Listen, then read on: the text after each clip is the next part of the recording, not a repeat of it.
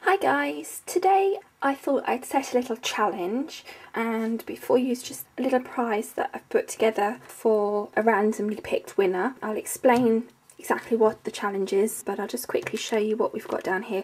We've basically got a couple of packs of the Crafty Bits 3D elements,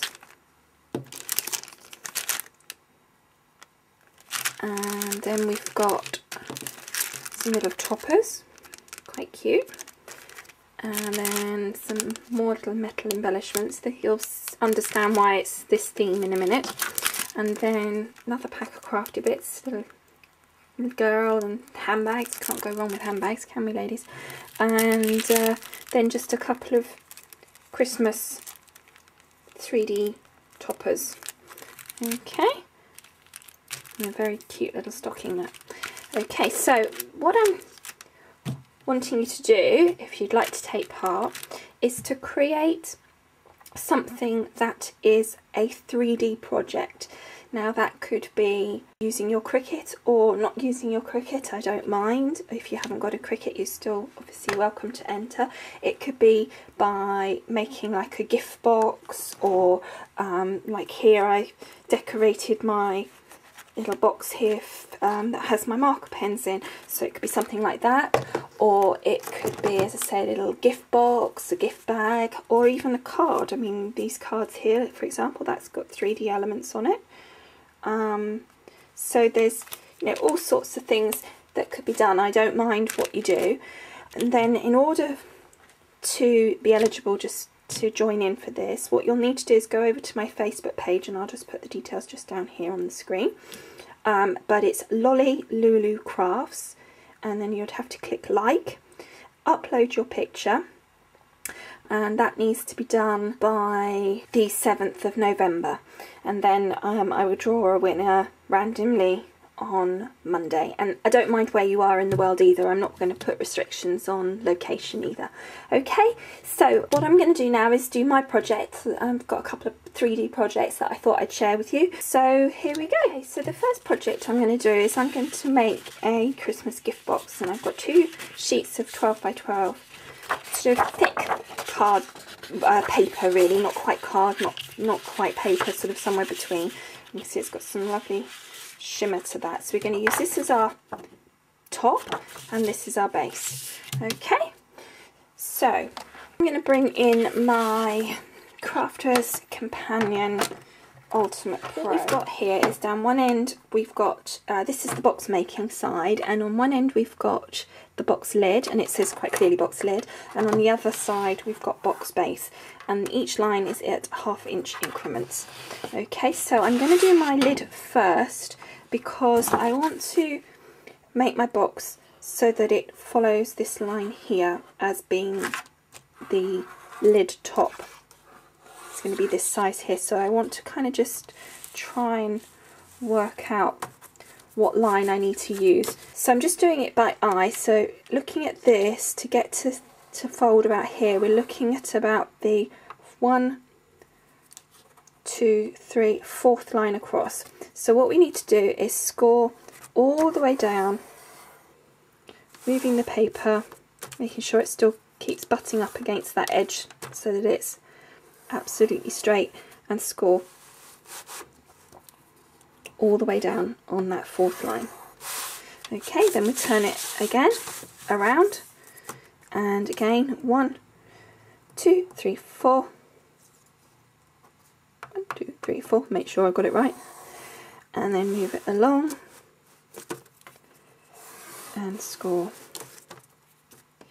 Now, if you haven't got one of these boards, you can still do this. You just need to make sure that when you score on the base, that you do it very slightly smaller, which is what Crafter's Companion had basically done for you by setting the measurements out here. But you can still, you know, score and do all of this yourself anyway, without, you know, as long as you've got some sort of scoreboard.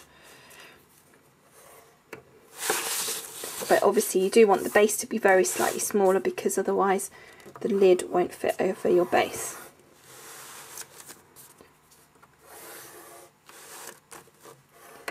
Okay, so we've scored all of that, so now we're just going to fold it over on each side, find those score lines.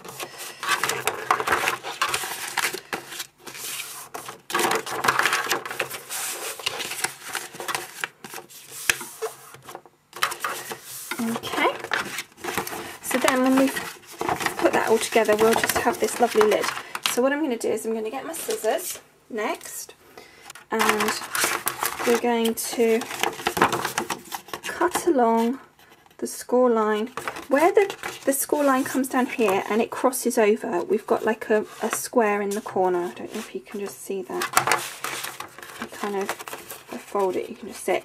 So what we need to do is cut like a little piece out here so that we can put the two pieces, glue the two pieces together to make our box.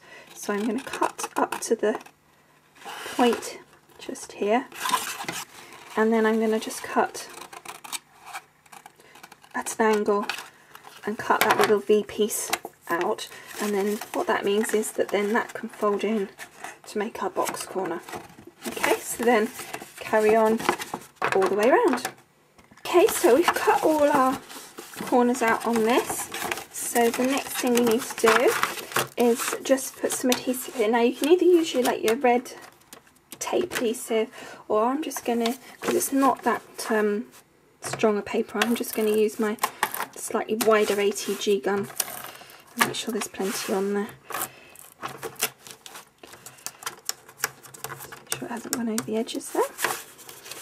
And then just put the glue on,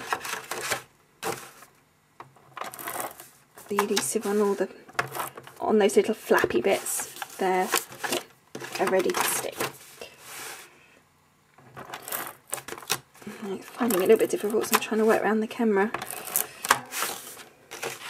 And I'm sticking it to my Cricut, because my Cricut's next to me here, and as I'm turning it around, the box lid is sticking to my Cricut. We take this piece here, make sure it's not sticking, line it up on that edge, and then stick it down.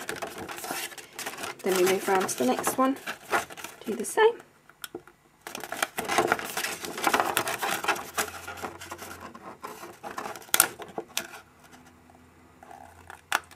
And same again, and then our last one here.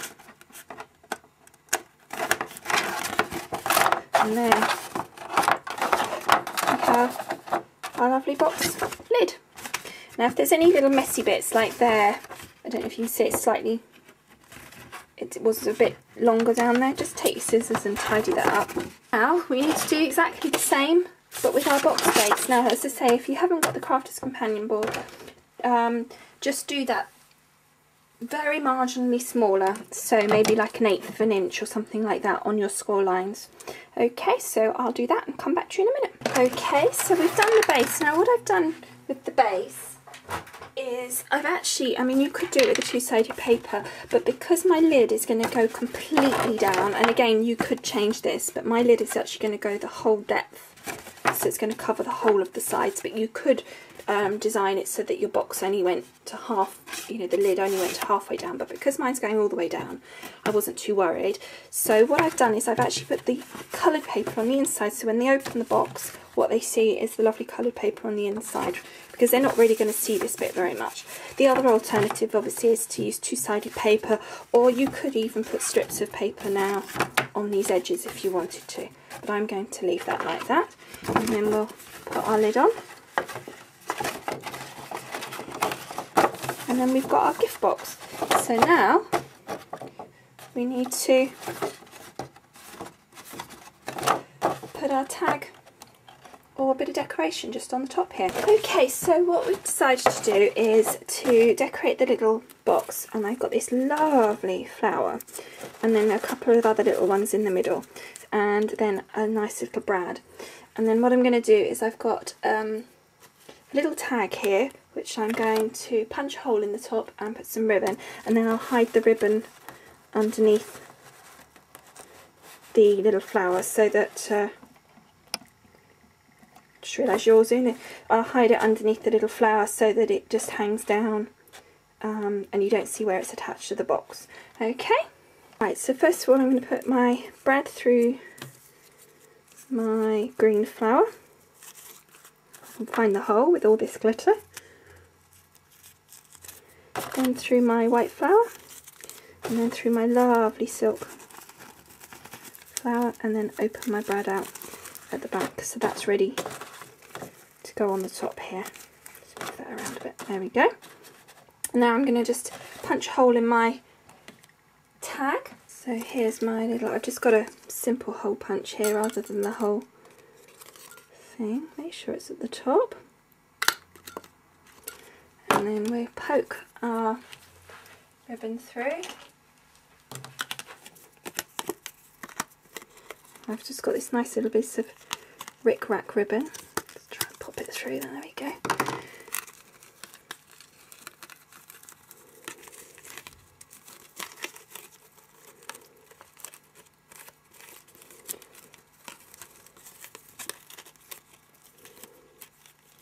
It's all very well having this lovely Rick Rack ribbon, but it's a bit of a pain to... There we go.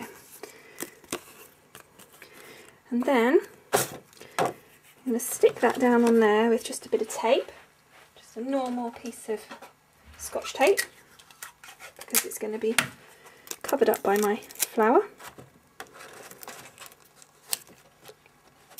Like so. Finally, I'm just going to use a bit of my trusty Pinflair glue, put a nice big blob down here, really big blobs, so that it will definitely hold my flour in place, because it's quite a big chunky flour. And we'll pop that down like so, and then that will dangle off the side if once it's all dry, but at the moment we'll leave it up there.